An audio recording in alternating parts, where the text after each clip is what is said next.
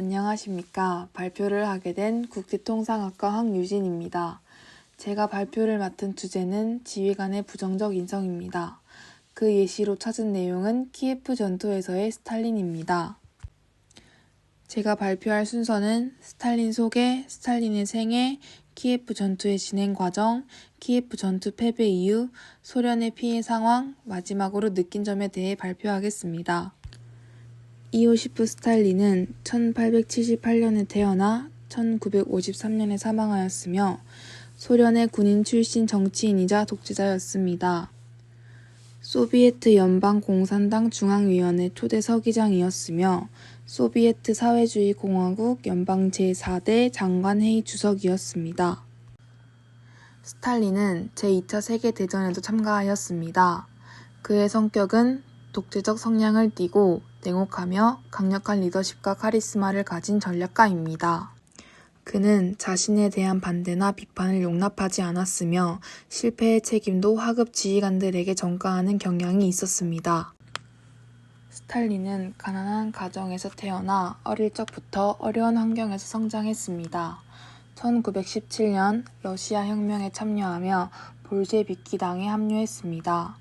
이후 내전에서 적군의 일원으로 활동하며 정치적 입지를 다졌습니다.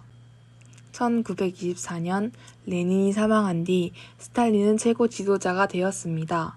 1936년부터 1938년까지 이어진 대숙청 기간 동안 스탈린은 반대 세력을 제거하기 위해 대규모 숙청을 단행했습니다.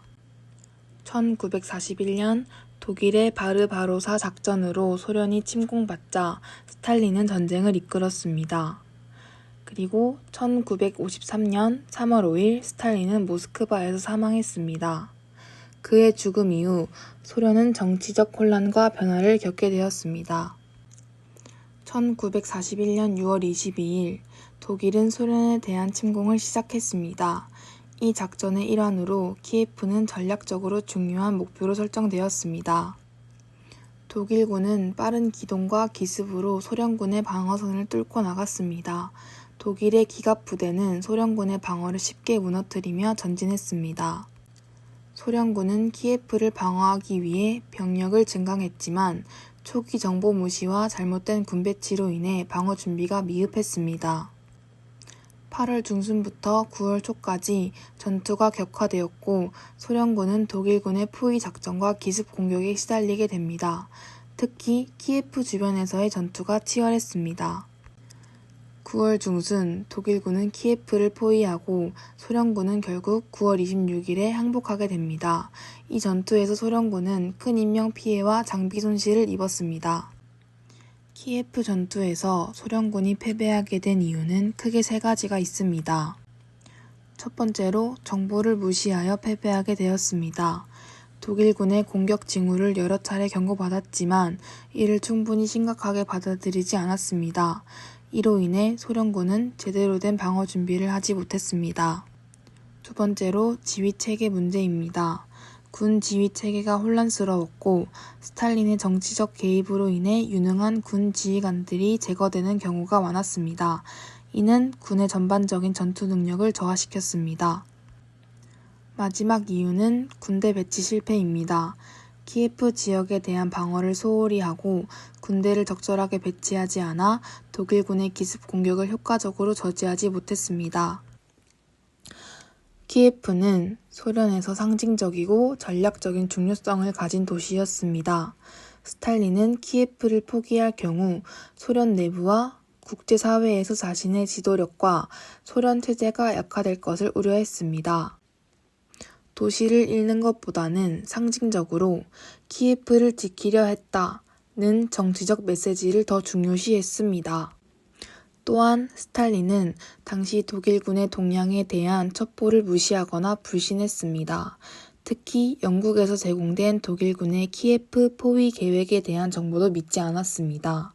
이는 그가 외부 정보를 신뢰하지 않고 독단적으로 판단한 결과였습니다.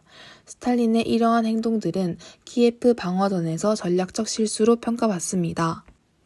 그가 키예프를 끝까지 사수하려 한 이유는 정치적 상징성과 자신의 권위 유지를 중시했기 때문입니다. 소련군은 키예프 전투 패배로 인해 인명피해, 전투 손실, 전선 붕괴, 군사기 저하 등의 피해를 입었습니다. 소련군은 약 60만 명의 병력을 잃었고 그중 상당수가 포로로 잡혔습니다. 많은 군인들이 전투 중 사망하거나 부상당했습니다. 또한 소련군은 전투 중 많은 양의 장비와 무기를 잃었습니다. 탱크, 비행기, 포병 장비 등이 파괴되거나 적에게 탈취당했습니다.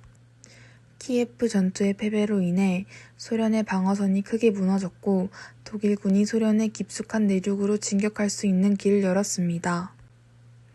마지막으로 대규모 패배로 인해 소련군의 사기가 크게 떨어졌습니다. 이는 이후 전투에 부정적인 영향을 미쳤습니다. 저는 이 과제를 통해 정보와 경고의 중요성에 대해 깨달았습니다. 독일의 공격 징후를 무시한 결과 소련이 큰 피해를 입었습니다. 이를 통해 적의 움직임에 대한 정보 분석과 경고 시스템의 중요성을 인식하게 되었습니다. 그리고 병사들의 사기와 결속을 유지하는 것이 전쟁 수행에 얼마나 중요한지를 알게 되었습니다. 마지막으로 리더의 성격과 가치관이 조직 전체에 큰 영향을 미친다는 것을 알게 되었습니다.